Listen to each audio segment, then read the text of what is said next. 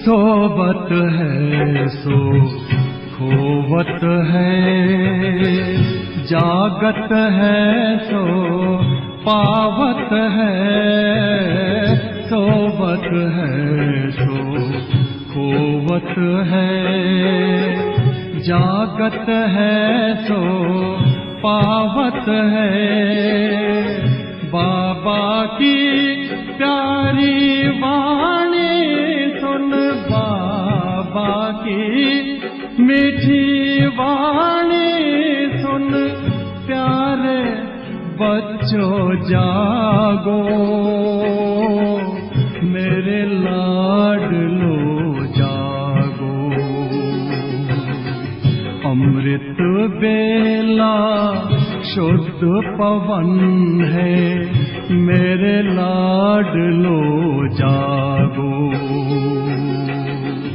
अखियाँ खोलो, शिव शिव बोलो, अखियाँ खोलो, शिव शिव बोलो। बच्चों आलस त्यागो, मेरे लाडलो जागो, मेरे लाडलो जागो, मेरे लाडलो जागो, मेरे लाडलो जागो।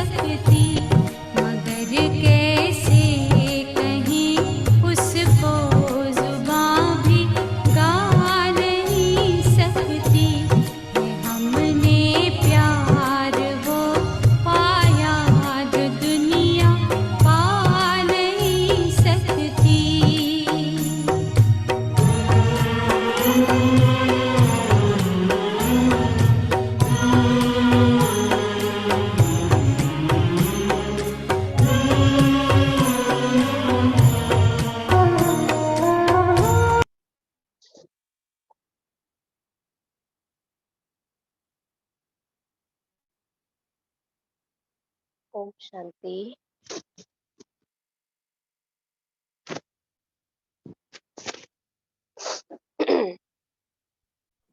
ओम शांति दीदी। ओम शांति जी। तो शुरू करें? हाँ जी दीदी, आप शुरू कर दीजिए जी। तो आज जैसा हमारा टॉपिक भी है, बाबा हम बच्चों को भी कई दिनों से सरलता के गुण के ऊपर अटेंशन खिंचवा रहे हैं। तो आज हमारा टॉपिक यही है कि सरलता ही सफलता है।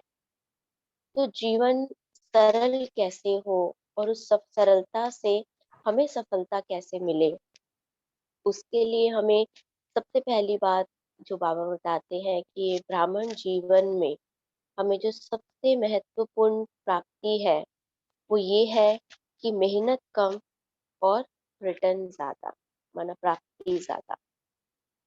तो अगर हम अभी भी भगवान के बच्चे बन करके भी हम मेहनत ही करते रहते हैं, जिस तरह दुनिया वाले मेहनत कर रहे हैं, पुरुषार्थ कर रहे हैं, कोई भी साधारण प्राप्ति के लिए भी थोड़ा भी पुरुषार्थ करते हैं, तो बाबा कहते हैं कि अगर हमने भी इतना ही मेहनत करके फिर कुछ पाया, तो उस पाने में और एक बिना मेहनत के वरदानों से प्राप्ति प्राप्त करने में तो अंतर आना चाहिए।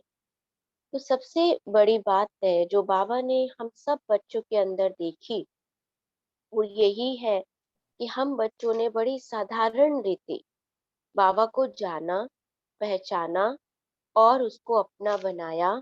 अब उनकी बताई हुई श्रीमत पर बिना कुछ प्रश्न किए, बिना कुछ संशय लाए, उनकी हर बात को मानने का, हर श्रीमत को फॉलो करने का हम पुरुषार्थ कर रहे हैं। इसको भी बाबा कहते हैं, ये भी सरलता है, हमारी समझ में सरलता। क्योंकि कई बार हम बहुत शास्त्र आदि पढ़ते हैं, बहुत वेद आदि पढ़े हुए होते हैं, तो उस समय बाबा कहते हैं कि बच्चे, अगर पिछला भूलेंगे नहीं तो नए के लिए स्थान कैसे बनेगा। तो इसलिए पिछला भूलना माना ही बाबा जिसे कहते हैं कि जो भी अभी तक हमने पढ़ा है, उस पढ़े हुए को विस्मृत करना है। तो जो भी पढ़ा है, माना शास्त्रों में हमने बहुत सी बातें पढ़ी, बहुत ज्ञान सुना समझा कि भगवान आएंगे तो कोई चमत्कार होगा, मिराकल होगा, प्रकाश ही प्रकाश हो जाएगा और भगवान एक ऐसे निश्चित समय पर आएंगे। इस तरह की बहुत सारी बातें जो हमने सुनी।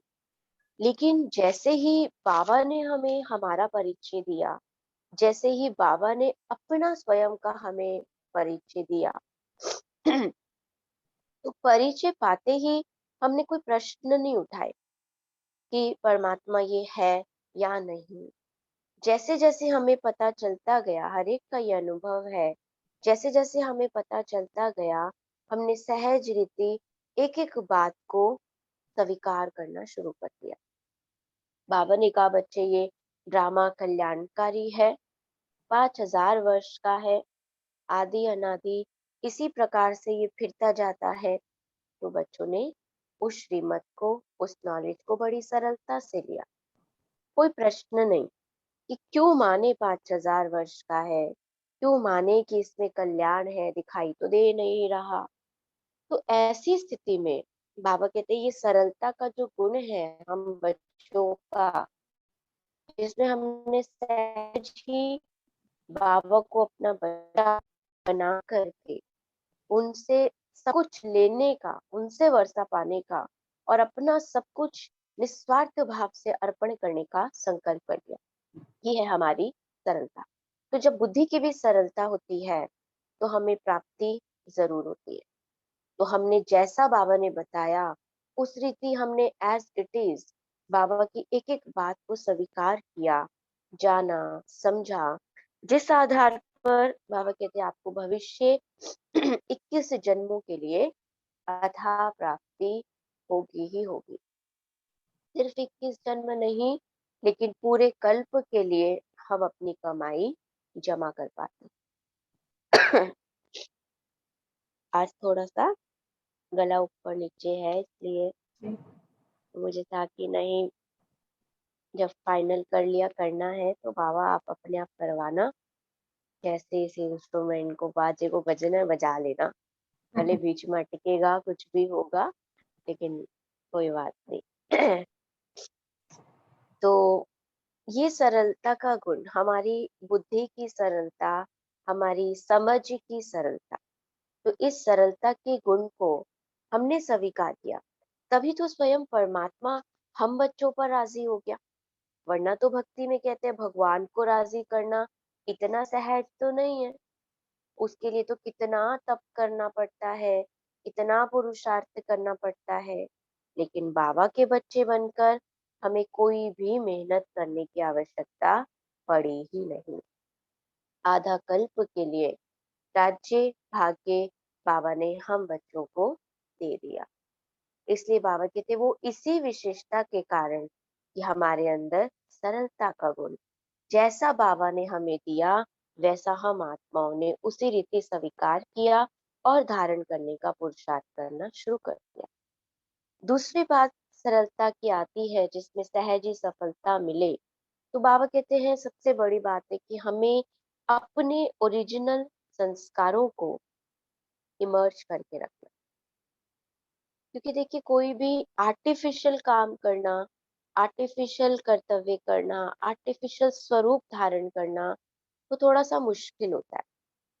हम गए ब्यूटी पार्लर में, उन्होंने हमें आर्टिफिशियल हेयर लगा दिए, हाँ आर्टिफिशियल मेकअप कर दिया, आई लैशेज लगा दी, जो भी आर्टिफिशियल, वो लोग आंखों में लेंसेज लगा दिए, आर्टिफिशियल चीजें डाल डाल के उन्होंने हमारी खूबसूरती को बढ़ाने की कोशिश की, क्योंकि दुनिया आर्टिफिशियल है, तो आर्टिफिशियल दुनिया में उनको आर्टिफिशियल चीजें अच्छी लगती है। तो सब कहेंगे वाह जी वाह, बड़ा अच्छा मेकअप हुआ हुआ है, बड़ा अच्छा हेयर स्टाइल बना हुआ है, बड़ी अच्छी आंखें लग रही हैं, बड़ी अच्छी ड्रेस पहनी है। तो आर्टिफिशियल बातों के लिए उनको आर्टिफिशियल चीजें देख करके अच्छा लगता है। लेकिन बाबा कहते हैं यहाँ पर बात है ओरिजिनलिटी की। अगर हम ओरिजिनल रूप में रहे, सिर्फ बाहरी रूप नहीं, आंतरिक ओरिजिनल स्वरूप, तो आर्टिफिशियल को हमें संभालना भी मुश्किल होता है। अब आर्टिफिशियल चीजें इतनी कुछ लगाई हुई है हमने, हम बार बार उसी का ध्यान करते हैं, अरे कहीं सेटिंग हिल तो नहीं गई, कहीं ये चीज पिकअप खराब तो नहीं हो गया। तो हमारा ध्यान कहीं ना कहीं उस पे जाता है। और अगर हम ओरिजिनली जा रहे हैं, कोई हमने एक्स्ट्रा कुछ नहीं लगाया, जो हमारा नेचुरल नेचर है, जो हमारा नेचुरल स्वरूप है, वही हमने बस अपने को थोड़ा बहुत तैयार किया, अच्छी ड्रेस पहनी, तो दिन सोबर, और हम चले गए शादी पार्टी में। अब बार बार अपने को देखना पड़ेगा? नहीं, क्योंकि हमें पता है कि हम अपने ओरिजिनल नेचर में, अपने ओरिजिनल स्वरूप में ही है। तो हम बार बार फिर देखते नहीं, ना हमें किसी से पूछने की जरूरत पड़ती कि मैं कैसी लग रही हूँ, अच्छी लग रही हूँ कि नहीं लग रही। लेकिन आर्टिफिशियल किया होता तो हम पूछते हैं बार बार, ठीक लग रहा है, क्योंकि पता है ना कि ये मेरा अपना तो है नहीं, सिर्फ ऐसा तो नहीं मुझे ही अच्छा लग रहा है, औरों को नहीं लग रहा। तो ये भी सरलता हमारे अंदर हमने लानी है कि हमारे जो अपने ओरिजिनल संस्कार है, आत्मा के जो ओरिजिनल गुण है, वो हमारी अपनी चीज है। तो जब हम उनको बड़े सरल भाव से स्वीकार करते हैं, तो फिर हमें किसी से पूछना नहीं पड़ता कि मैं शांत स्वरूप आपको अच्छी लगती हूँ, मैं प्रेम स्वरूप में आपको अच्छी लगती हूँ, मैं शक्ति स्वरूप में आपको अच्छी लगती हूँ। नहीं, क्योंकि हमें गारंटी है उस चीज की कि हम इस स्वरूप में अपने आप को भी आत्मा अच्छा लगता है, अपने आप के स्वरूप को, गुणों को, संस्कारों को, और औरों को भी अच्छा लगेगा ही। तो माना कि हम अगर ओरिजिनल संस्कार आत्मा के इमर्ज करके रखते हैं, तो उस सरल भाव से, यह है हमारी सरलता, कि हमने बाहर से कुछ भी नहीं आर्टिफिशियल लिया कि मैं ऐसी हूँ वैसी हूँ, नहीं। हमें बाबा ने बताया कि ये हमारी ओरिजिनल नेचर है, कि मैं हूँ ही शांत स्वरूप आत्मा। हाँ, क्योंकि हम विस्मृत हो गए बहुत समय से, इसलिए हमें स्मृति में लाने के लिए बार बार एफर्ट करना पड़ता है। लेकिन अगर हम उसको प्रैक्टिस करते हैं, तो वो हमारा ओरिजिनल नेचर वापस से हमारा बन जाता है। तो बाहरी रूप से कुछ ना हम स्वीकार करके, अपने सरल स्वभाव में, अपने सरल भावना से, अपने आप को जब हम देखते हैं कि मैं शांत स्वरूप हूँ, ये स्मृति आते ही आत्मा को खुद ब खुद अपने आप से भी अच्छा लगता है। मैं शक्ति स्वरूप हूँ, मैं प्रेम स्वरूप हूँ, मैं मास्टर सुखदाता हूँ, अपने आप से अच्छा लगता है। और दूसरों के सामने जब हम उस स्वरूप में रहते हैं, तो उनको तो अच्छा लगेगा ही लगेगा, 100% गारंटी है। तो बाबा कहते हैं कि जब संस्कारों को, ऐसे संस्कारों को जो हमारे ओरिजिनल है, जब हम उनको धारण करते हैं, तो हमारे कर्म भी स्वतः ही श्रेष्ठ हो जाते हैं। अर्थात हर प्रकार से हमें सफलता मिल जाती है। जैसे हम देखते हैं कि सारा कल्प में हमारा पुरुषार्थ क्या रहा, आधा कल्प हम देवी देवता स्वरूप में रहे, आधा कल्प हम अपने को विस्मृत हो गए। लेकिन आधा कल्प जो हम विश्व के मालिक बने थे, तो उसपे भी कई प्रकार की मेहनत से हम छूट जाते। कोई वहां पर सत्युग त्रेता में कोई काम धंधा ऐसा करना नहीं, बाबा कहते बस अपनी स्टेज पर बैठे हैं, अपनी श्रेष्ठ स्थिति में बैठे हैं, और करने वाले कर रहे हैं, कोई मेहनत नहीं। आत्मिक स्मृति में भी रहने की कोई मेहनत नहीं। इसी तरह द्वापर से कलयुग तक अपने को कंपेयर करें और आत्माओं से, तो भी बाबा कहते हैं अगर राजा भी बनते हैं, वहां पर भी द्वापर में भी राजाएं बनते हैं, तो भी बहुत तरह की मेहनत से, जो दुनिया आम आम प्रजा जो मेहनत करती है उससे तो राजा लोग छूटे ही रहते हैं ना। तो ये है कि जब हम सरल भाव से सरलता के गुण को धारण करना माना अपने ओरिजिनल नेचर में, अपने ओरिजिनल संस्कारों को जब हम धारण कर लेते हैं तो आत्मा सहज ही सहज ही सफल हो जाती है। इसी तरह अगली बात है कि जब हम अपने पढ़ाई में आते हैं, ज्ञान की जो पढ़ाई हम पढ़ रहे हैं, बाबा कहते हैं हमारी पढ़ाई का राजयोग के 4 सब्जेक्ट है, ज्ञान, योग, धारणा और सेवा। तो ज्ञान अर्थात बाबा कहते हैं रोज तो पढ़ाई में आप बच्चों को पढ़ाता हूँ। योग अर्थात बाबा के साथ हमारा बुद्धि का कनेक्शन। धारणा अर्थात अपने स्वरूप की स्मृति और बाबा के रोज के महावाक्य द्वारा प्राप्त हुआ समझ और उसको स्वरूप में लाना।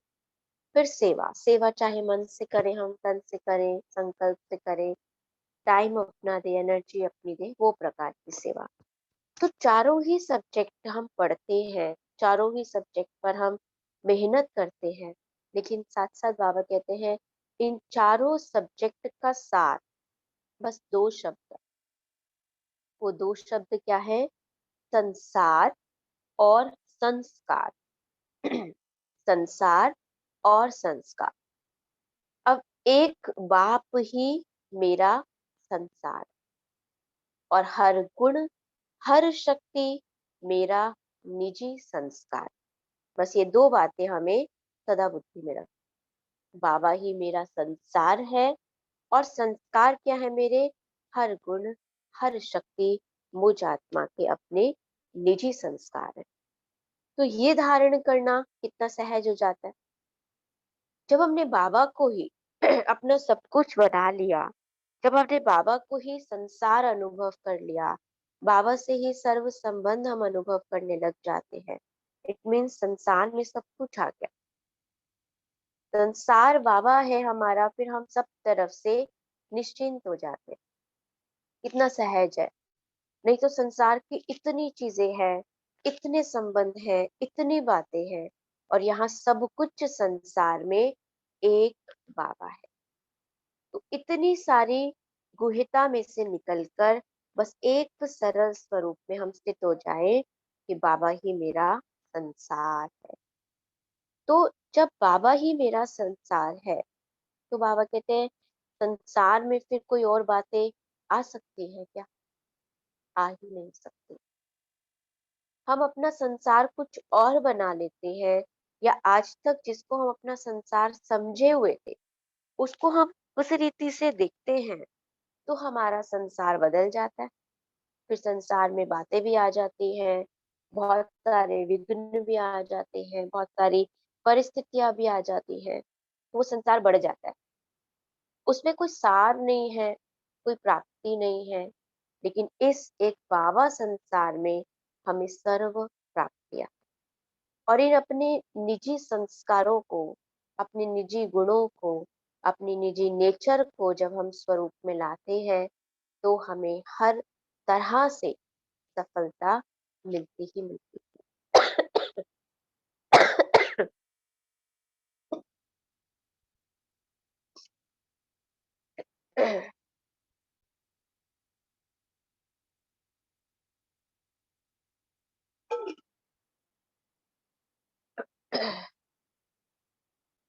तो हमें हर तरह से सफलता मिलती ही मिलती है। तो बाबा कहते हैं जहाँ बाप है वहां पर बात नहीं हो सकती, और जहाँ बात है वहां बाप नहीं हो सकता। अगर हम उलझे हुए हैं बातों में, ये क्यों हुआ, ये कैसे हुआ, ये क्या होगा, बाबा कहते उतनी घड़ी हम बाबा को तो भूल गए ना, बुद्धि से बाबा की याद तो चली गई। तो जब हम बाबा की याद में रहते हैं तो बातें हमारी बुद्धि से निकल जाती है। तो इसको बाबा कहते हैं कि ये सार सदा याद रहे कि बाबा ही मेरा संसार है और मेरे निजी संस्कार मेरी आत्मा के हर एक गुण, हर एक शक्ति को मुझे अनुभव करना है। अगली बात, सरलता के लिए बाबा कहते हैं छोटी छोटी बातों को अंदर से खत्म करो। सबसे बड़ी बात जिसको बाबा कहते हैं छोटी, एक तरफ हम बाबा को क्या कहते हैं, तेरे फूलों से भी प्यार, तेरे कांटों से भी प्यार। फिर बाबा कहते हैं जब आपने खुद ही स्वीकार किया कि बाबा सब आपके हैं, आप ही के बच्चे हैं, तो उसमें कोई फूल भी हैं तो कोई कांटे भी हैं। लेकिन अगर कांटों को भी बड़े प्यार से उठाया जाए तो वो लगते नहीं है, वो चुभते नहीं है। और कांटे को उठाया जोर से, गुस्से से, तो वो तो सबसे पहले चुभ जाएगा, खून निकल जाएगा, चोट लग जाएगी।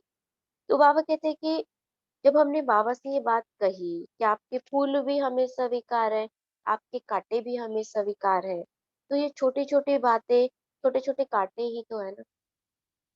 तो इन छोटी छोटी बातों के प्रभाव में हमें प्रभावित नहीं होना। हम प्रभावित होते, इसका मतलब ये बाबा कहते कांटों से प्यार नहीं करते। कांटों को हम देख कर भी ऐसे सोचते हैं कि नहीं, इनसे तो हमारा कोई लेना देना नहीं। लेकिन रूहे गुलाब बनना है तो गुलाब के आसपास कांटे तो होंगे ही ना। तो वो कोई ना कोई बातों के रूप में, कोई ना कोई परिस्थितियों के रूप में आते रहेंगे। लेकिन फिर भी बाबा कहते हैं ये जो छोटे छोटे कांटे हैं, अर्थात छोटी छोटी बातें हैं, ये हमें बहुत अनुभवी बनाती है, बहुत अनुभवी। अब एक बच्चा है, देखिए वो इतना इनोसेंट होता है, अगर वो फूल उठाएगा तो वो ध्यान से तो नहीं उठाएगा, वो तो एकदम से उठा लेगा, उसको नहीं पता कि नीचे कांटे भी लगे हुए हैं। लेकिन एक समझदार उठाएगा तो उसको पता है कि मुझे कहाँ से इस चीज को पकड़ना है। तो बाबा कहते हैं ऐसी ही सरलता हमारे अंदर हो कि भले कांटों जैसे संस्कार किसी के भी हैं, लेकिन हमें उन कांटों वाले संस्कारों से भी अपने आप को प्रभावित नहीं होने देना। और ही बाबा कहते हैं उन कांटों को भी आप स्वीकार करो, दिल से स्वीकार करो। क्योंकि अच्छी चीज तो हम पहले पहले स्वीकार कर लेते हैं, लेकिन थोड़ी ऐसी वैसी चीज होती है तो एक ट्रे में मान लीजिए बहुत अच्छे सारे फ्रूट रखे हुए हैं, जो भी आया वो देखेगा, क्या सोचेगा, सबसे अच्छा ताजा वाला मैं ले लूं। दूसरा व्यक्ति आया, उसने भी उठाया, बढ़िया है ये मैं ले लूं। करते करते एक दो थोड़े से निशान वाले, थोड़े से खराब थे, वो बच गए। तो इसका भाव क्या हुआ कि सबने पहले किस चीज को देखा, अच्छाई को। लेकिन अब घर में जो निमित्त है, मान लीजिए मदर है या फादर है, बच्चे तो नहीं इस चीज को देखेंगे कि हमें इस चीज को खाना है, पहले इसको सफल करना है। नहीं, उनको क्या लगता है कि हमें तो अच्छी चीज लेनी है और हमारे लिए है। उनकी बुद्धि इतनी चलती भी नहीं है। तो ये तो चीज उनके अंदर होती है जो घर को संभाल रहे होते हैं, या घर के निमित्त जो भी है, उनको पता रहता है कि हमें ये चीज कैसे यूज करनी। तो वो सोचते हैं पहले जिसको जो चाहिए ले लो, फिर जो बचेगा वो तो हमें स्वीकार करना ही करना। तो इसी तरह बाबा कहते हैं जब हम अपने पूर्वज स्वरूप को स्मृति में रखते हैं कि हम पूर्वज आत्माएं हैं, तो पूर्वज आत्माओं का कर्तव्य क्या होगा। पूर्वज आत्माएं दातापन की स्मृति में होंगी, और ये सरलता का गुण होगा कि जिसको जो चाहिए उस आत्मा को वो प्रदान करना ही करना है। क्योंकि स्वयं हम दाता के बच्चे हैं, देने वाला हमें दे रहा है, तो हमें आगे देने में क्या दिक्कत है। इसलिए बाबा कहते हैं आप दाता बन के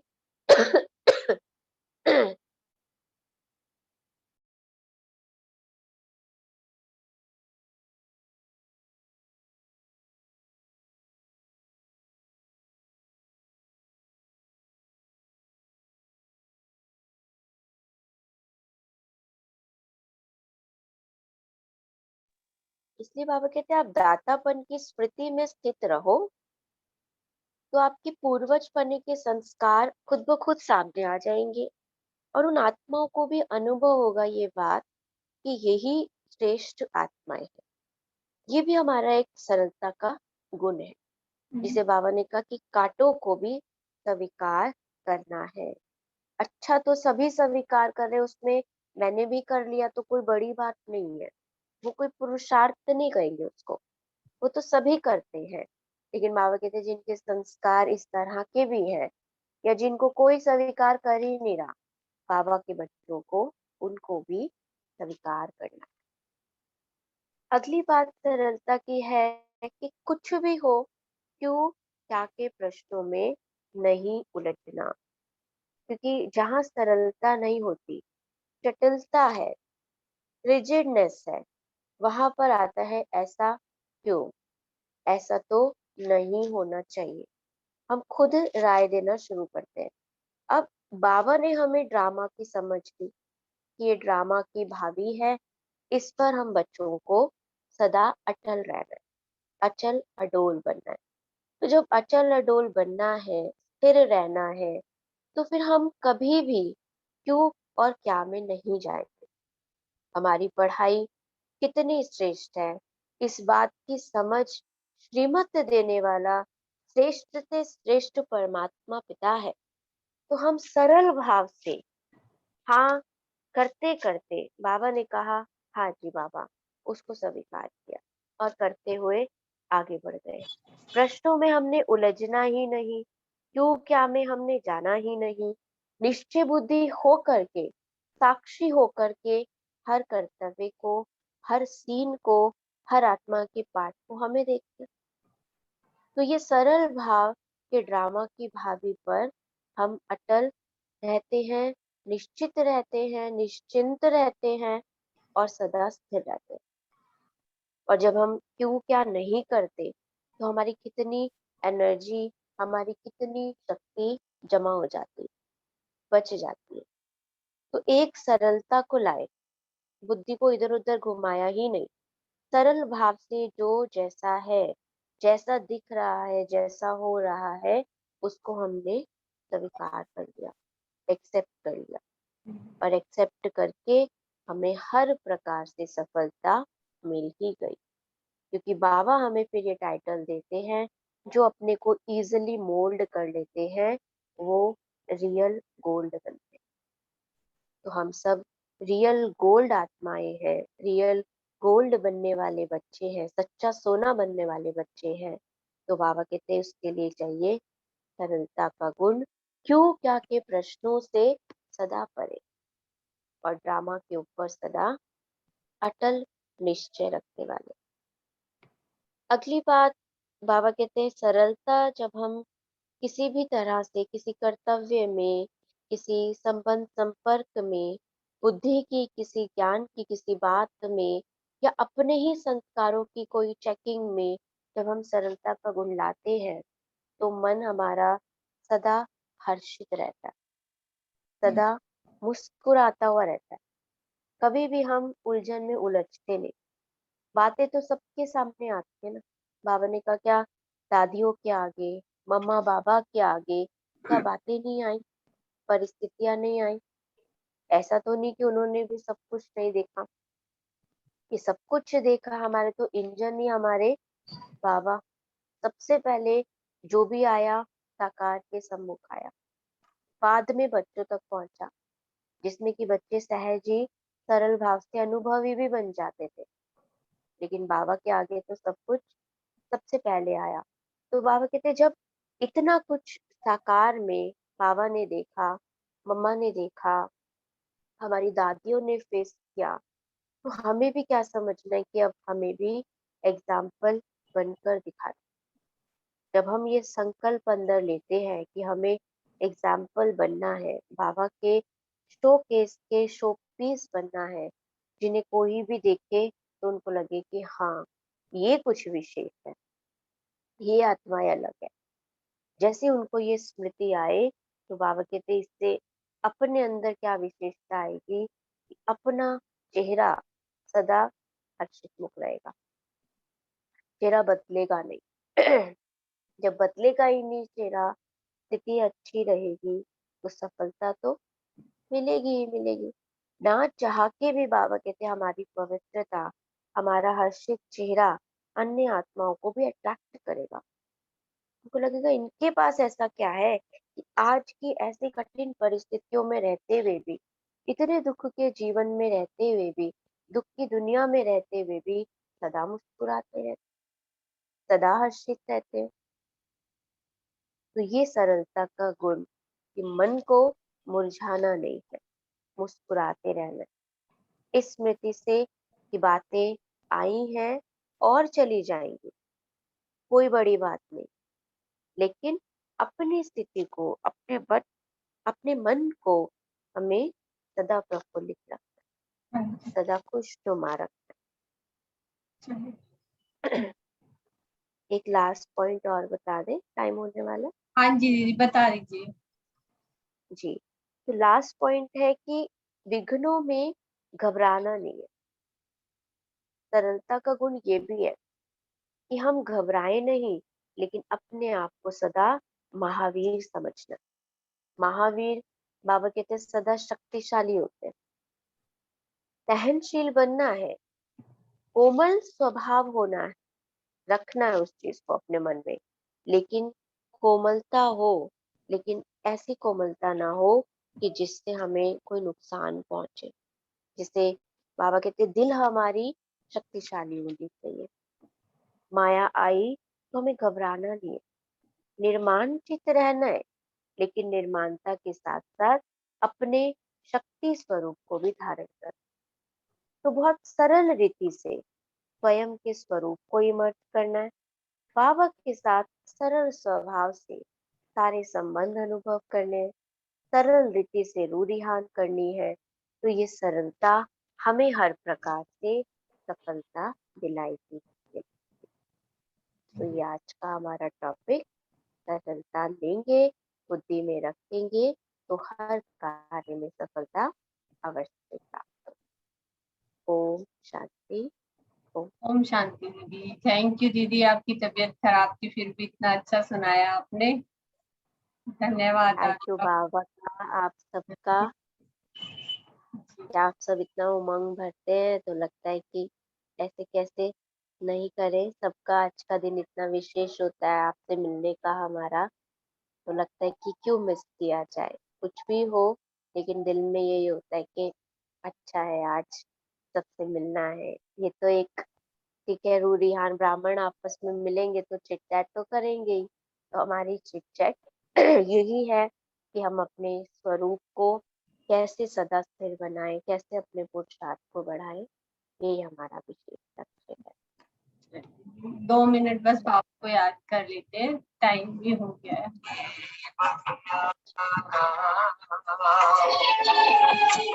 ओ मेरे भगवान, तुमने भरी है खुशबू मुझ में, महके सारा जहां। तूने भरी है खुशबू मुझ में, महके सारा जहां। मैं भूलूं तेरी बलिया का, ओ मेरे